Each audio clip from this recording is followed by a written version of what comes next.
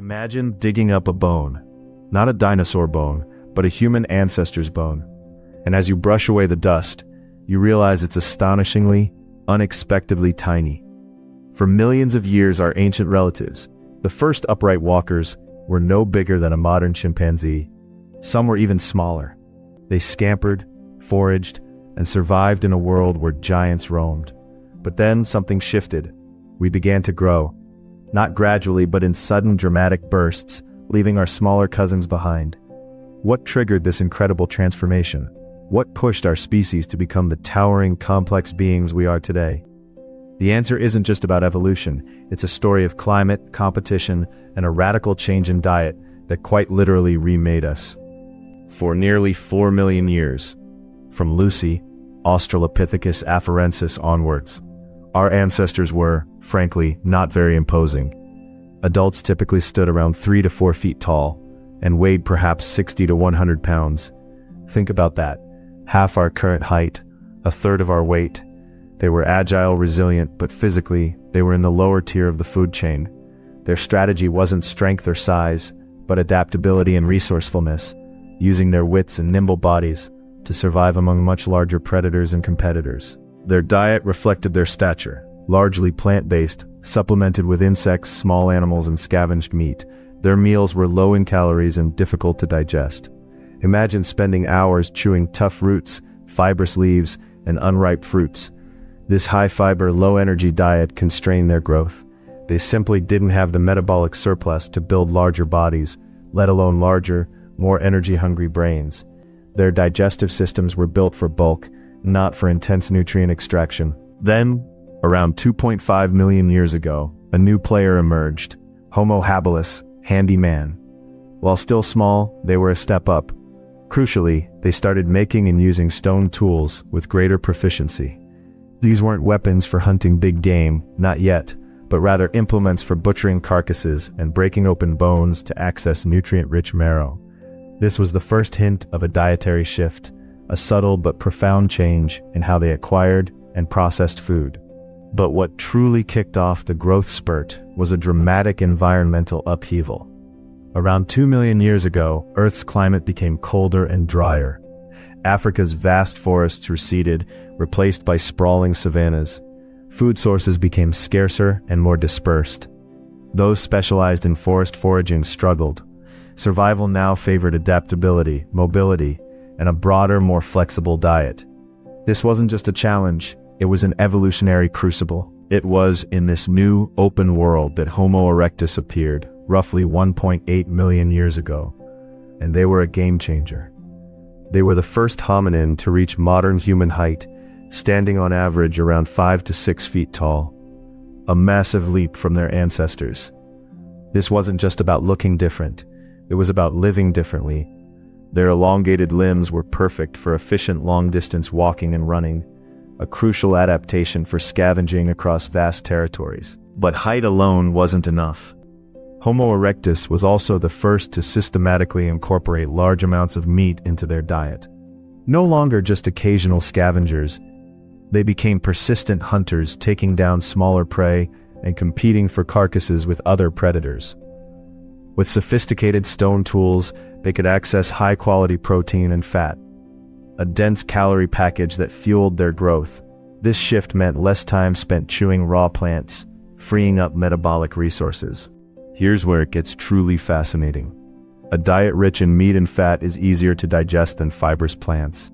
This allowed Homo erectus to evolve a smaller, more efficient digestive tract compared to their predecessors and other primates, and a smaller gut meant less energy diverted to digestion.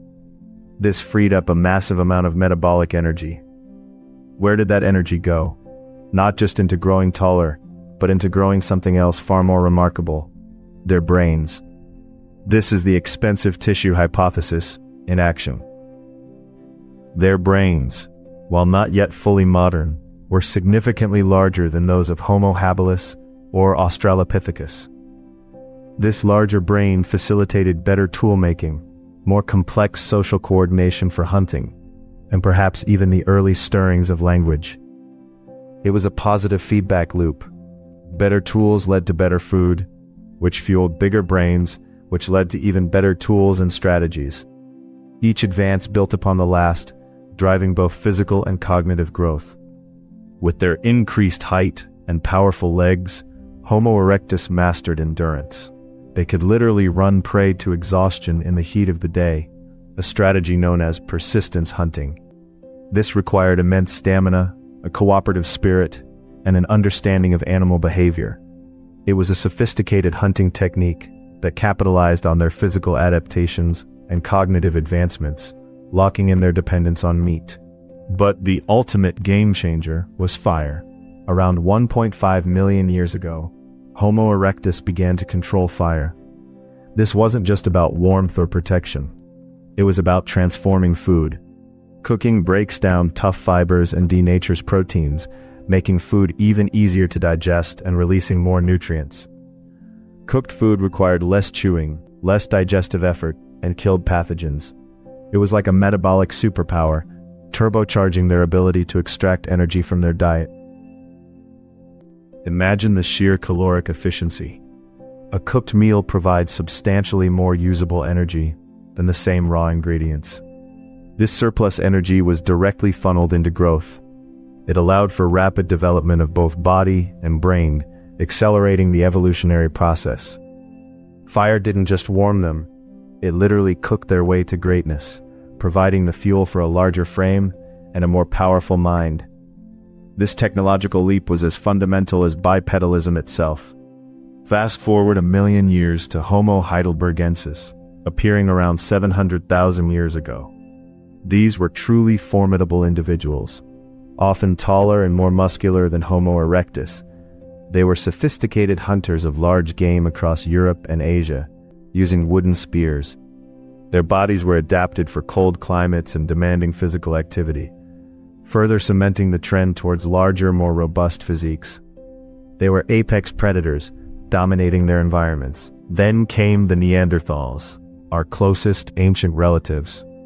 They were remarkably strong, with thick bones and powerful muscles, perfectly adapted to the brutally cold conditions of glacial Europe. While often shorter than us, they were incredibly stocky and broad, packing immense power into their frames. Their bodies were metabolic furnaces, requiring enormous amounts of calories to sustain themselves in their harsh environment, another testament to the drive for size and robustness. But what about us, Homo sapiens? When we first emerged in Africa around 300,000 years ago, we were initially quite robust, similar in build to some of our predecessors. However, over the past 100,000 years, a subtle but significant shift occurred. We became more gracile, more slender, with lighter bones and less brute strength than the Neanderthals, or even earlier H. erectus. Our strategy wasn't just raw power. It was adaptability, technology, and brain power, which allowed us to thrive in diverse environments without needing peak physical robustness everywhere. The continued expansion of our brains, particularly the frontal lobes, was key. This enabled complex abstract thought, advanced tool-making, intricate social structures, and ultimately symbolic language. This ever-increasing brain size came at a cost. It's incredibly energy-intensive. It demands a constant supply of high-quality nutrition. And that in turn drove us to become even more ingenious in our methods of acquiring and preparing food, creating a feedback loop between our diet and our cognitive development. Over time, our strategies for food acquisition became incredibly sophisticated. From hunter-gatherers, we transitioned to agriculture, domesticating plants and animals, and creating stable food surpluses. This allowed for larger populations, settled communities, and a degree of specialization that further fueled technological and social progress. We were no longer simply reacting to our environment. We were actively shaping it to meet our nutritional needs, sustaining our growing bodies and even faster growing brains. Our ability to adapt to diverse environments, from scorching deserts to freezing tundras, wasn't solely due to physical strength, but also our ingenuity. We invented clothing, shelters, and tools that allowed us to survive where others perished. This adaptability, fueled by our diet and brains, meant that rather than specializing into one robust form, we developed a more versatile, generalized physique that could thrive anywhere, albeit with cultural and technological augmentation. Interestingly, despite our overall increase in height and brain size, we are actually less robust than many of our immediate ancestors. Our bones are lighter, our muscles less dense. This is a trade-off. Our reliance on tools, technology, and complex social cooperation means we don't need the sheer physical power of a Neanderthal. Instead, we've invested in metabolic efficiency and cognitive capacity, allowing us to build a global civilization without needing to be built like tanks. So, while our ancestors were tiny and we are significantly larger, our bigness isn't just about physical dimensions.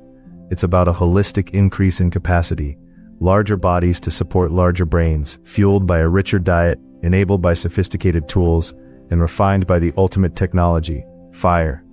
We became bigger, not because it was intrinsically better, but because it was a necessary part of the incredible energy demands of growing an exponentially more complex mind. Our physical growth was a direct consequence of our mental evolution. From a small, humble creature foraging in the forest to a global species that has reshaped the planet, our journey of growth is a testament to the power of adaptation. It reveals how intertwined our bodies are with our diet, our tools, and our environment. Each meal, each innovation, each climate shift pushed us forward, adding inches, pounds, and crucially, billions of neurons. We are the sum of millions of years of metabolic upgrades and cognitive leaps. The story of why we got so big isn't just about growing up in the physical sense. It's the story of how our minds and bodies co-evolved, constantly pushing each other to new heights.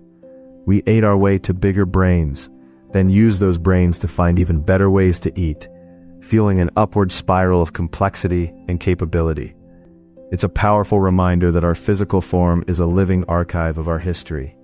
What other hidden stories does our body hold?